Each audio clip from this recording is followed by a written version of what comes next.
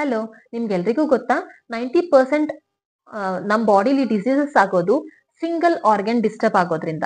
PCOS ಇರ್ಬೋದು, PCOD ಇರ್ಬೋದು, infertility ಇರ್ಬೋದು, ಡಿಪ್ರೆಷನ್ಸ್ ಇರ್ಬೋದು, ಇಲ್ಲ GIT ಡಿಸೀಸಸ್ ಆರ್ ಬೋನ್ ರಿಲೇಟೆಡ್ ಡಿಸೀಸಸ್, ನ್ಯೂರೋಲಾಜಿಕಲ್ ಡಿಸೀಸಸ್, ಇದು ಎಲ್ಲಾ ಕಾಯಿಲೆಗಳಿಗೂ ಮೇನ್ ಕಾಸ್ ಈ ಆರ್ಗನ್. ಅದು ಆರ್ಗನ್ ಯಾವುದು ಅನ್ಕೊಂಡ್ರಾ? ಕೊಲನ್. ನಮ್ ಬಾಡಿಲಿ ಕೊಲೋನ್ ಅನ್ನೋ ಒಂದು ಆರ್ಗನ್ ಇದೆ.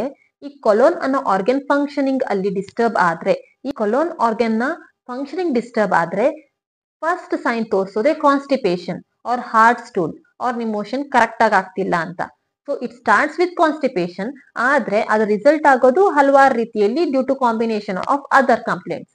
ಈ ಕಾನ್ಸ್ಟಿಪೇಷನ್ ಜೊತೆ ಬೇರೆ ಯಾವ್ದು ಕಂಪ್ಲೇಂಟ್ಸ್ ಕೂಡ್ಕೊಳ್ಳುತ್ತೋ ಆ ಪರ್ಟಿಕ್ಯುಲರ್ ಸಿಸ್ಟಮ್ ಡಿಸೀಸಸ್ ಸ್ಟಾರ್ಟ್ ಆಗುತ್ತೆ. ಕೊಲೋನ್ ಹೇಗೆ ಹೆಲ್ದಿಯಾಗಿ ಇಟ್ಕೋಬೇಕು ಅಂತ ನೋಡೋಣ. ನೀವು ಡೈಲಿ ರುಟೀನ್ ಅಲ್ಲಿ bael apple or wood apple ಅಂತೀವಿ, ಅದನ್ನ ಆಡ್ ಮಾಡ್ಕೋಬಹುದು. ಇಲ್ಲ ಪ್ಯೂರ್ ಫ್ರೂಟ್ ನ ಆಡ್ ಮಾಡ್ಕೋಬಹುದು. These both are laxative. ನೀವು 2 to 3 months ಕಂಟಿನ್ಯೂಸ್ ಈ ಫ್ರೂಟ್ಸ್ ನ ತಿಂದ್ರೆ ನಿಮ್ ಕೊಲೋನ್ ಕ್ಲಿಯರ್ ಆಗುತ್ತೆ. ಸೊ ನಿಮ್ ಕಾನ್ಸ್ಟಿಪೇಷನ್ ಕ್ಲಿಯರ್ ಆಗುತ್ತೆ. ನಿಮ್ ಬಾಡಿನ ಹೈಡ್ರೇಟ್ ಮಾಡಕ್ಕೆ 1 glass of warm water, 1 spoon of lemon juice with ½ teaspoon of salt, ಇದನ್ನ ಮಿಕ್ಸ್ ಮಾಡ್ಕೊಂಡು ಡೈಲಿ ಬೇಸಿಸ್ ತಗೊಂಡ್ರೆ ನಿಮ್ ಬಾಡಿ ಹೈಡ್ರೇಟ್ ಆಗುತ್ತೆ. ಸೊ ಕಾನ್ಸ್ಟಿಪೇಷನ್ ನ ತಡೆ ಹಿಡಿಬಹುದು ಅಂಡ್ ಕೊಲೋನ್ ನಾನು ಕ್ಲಿಯರ್ ಮಾಡ್ಬೋದು. ಬಟ್ ನಿಮ್ಗೆ ಕಾನ್ಸ್ಟಿಪೇಷನ್ ತೊಂದರೆ ಇದೆ, ಇಲ್ಲ GIT ತೊಂದರೆ ಇದೆ ಅಂದ್ರೆ ರಾ ಆಪಲ್ ಇಂದ ದೂರ ಇರಿ, ಬನಾನಾ ಇಂದ ದೂರ ಇರಿ ಅಂಡ್ ಜಾಕ್ ಫ್ರೂಟ್ ಇಂದ ದೂರ ಇರಿ.